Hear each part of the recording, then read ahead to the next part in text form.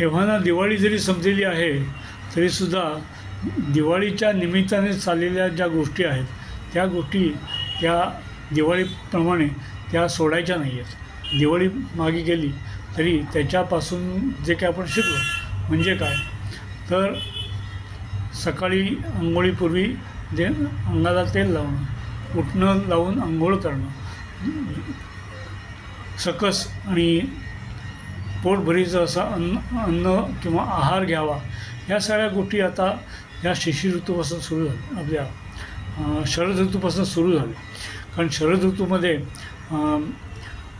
तीव्र उन्हाळा असतो ज्याला आपण ऑक्टोबर हीट म्हणतो आणि त्यामुळे उत्तम प्रकारचं अन्न खाणं हे आवश्यक आहे. तरी उन्हाळ्याचे विकार या काळामध्ये होऊ शकत असल्यामुळे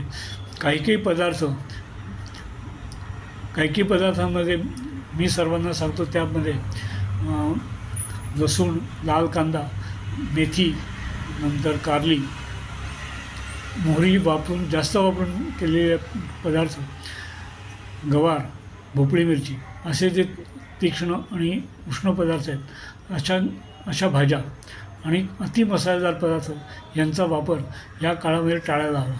म्हणजे शरद ऋतूमध्ये वाढलेली उष्णता आपल्याला बाधणार नाही आणि ती बाधली नाही म्हणजे आपल्याला वेगवेगळ्या प्रकारचे विकार होणार नाहीत. या काळामध्ये सहसा त्वचा विकार होतात आणि उष्णतेचे वेगवेगळे विकार होतात.